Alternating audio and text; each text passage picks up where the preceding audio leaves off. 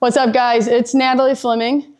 Today we're going to talk about the two most common bad habits that we see in hitting with kids who come and hit with us. So the first one would be dropping their hands. So that would mean whenever they go to toe touch and as they're going to contact, they're dropping and swinging upward at the ball. And then the second one would be kids getting a stiff front arm, so their arm's going straight out, and then pulling their front shoulder off the ball. Okay, so in this video, I'm going to show you a drill that you can do to help fix both of those.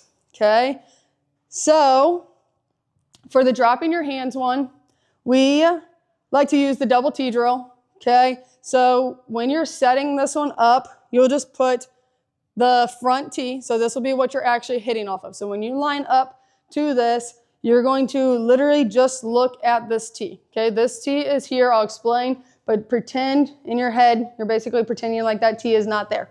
So when we're here, we're lining up to the front tee, like I said, and this will be the one we're hitting off of. Then when you set up the back tee, so like I've said before, we use the jugs tee, the 5-point tee. So when you set this back tee up, okay, you will literally just put it right off of the home plate of the jugs tee, okay? So that's a good distance there. Then from here, you can put the ball, when you first start, especially if you know you drop your hands pretty good, you can start with the ball similar height. Sometimes whenever I do it with the kids, especially if they're really hitting that back ball a lot, I just won't use the ball because if you do drop your hands, I'll give you a warning right now. If you drop your hands and you hit that back ball, it's going to go flying that direction. So make sure there's no windows or mirrors to either direction of you when you do this one, if you are going to possibly drop your hands, okay? So, or like I said, you can just drop that back ball off and raise the tee. Okay, so then with that, okay, like I said, when we line up for this double T drill, we're going to line up to this front tee. Okay, so that's the one we're actually hitting the ball off of. So now I think the whole point of this drill is to keep you from dropping your hands. So if you drop your hands here, you'll see you are going to whap this back tee or the ball. Okay, we do not want to touch anything with this tee. Okay, so when we actually go, we want to think as we are going to contact, if we keep our hands and our barrel, our back shoulder up, everything should be a straight line down to the ball. So you see I'm nowhere near hitting that back ball if I'm doing it correctly, okay? So when we actually do the drill, it'll look like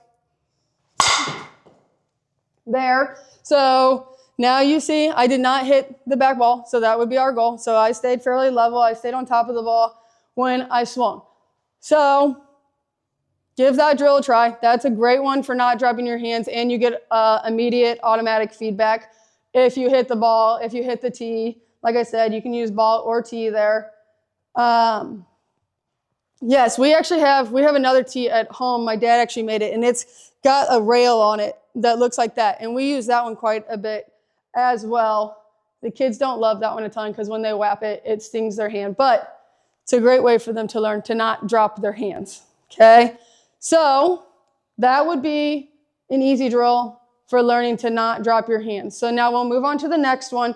So this next drill, you don't need anything besides a wall, or we're going to use the net, okay?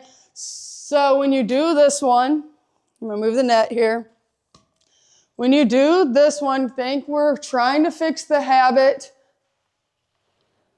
of not letting our hands cast out away from our body and then not letting our front shoulder pull off too soon. So you got a wall or a net, okay? I'm going to use the net. You can pretend like it's a wall. You can use the net, whichever.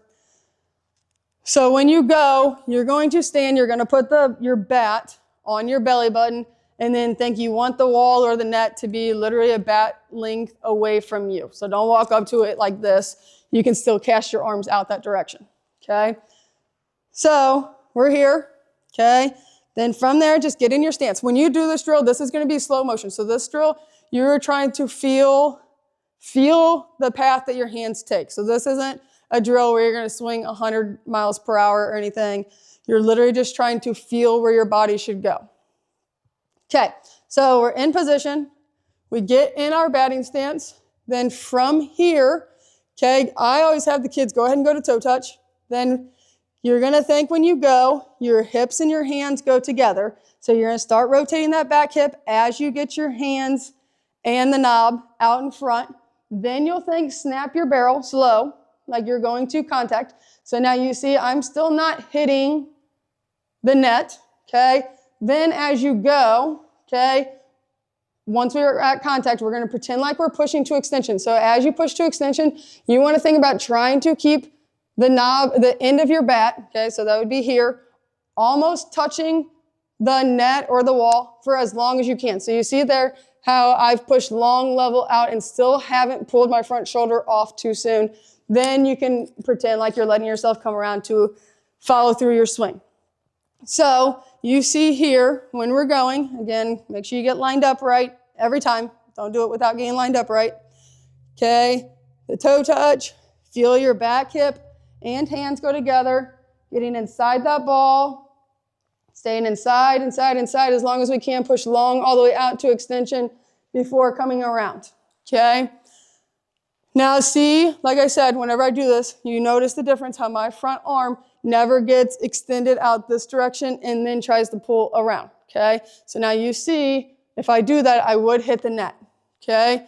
So that helps the habit of, like I said, not getting that stiff front arm. When we have that habit, we will pull every single ball. So you see the kids who can hit the ball 200 yards, but it is foul or wherever, over the fence, foul every single time, okay? A foul ball gets us nowhere. We gotta think, get inside that ball and try to hit it back up the middle. So this is a great drill for fixing that as well, okay? And this one, great thing with this, it can be done inside too. So if it's raining, if it's cold outside, you can still be working on your swing. Okay, so there we go. We went over the two biggest habits, bad habits that we see all the time. So if you have these habits, give these two drills a try. Let us know if you have any questions, and don't forget to like and subscribe. Thanks, guys.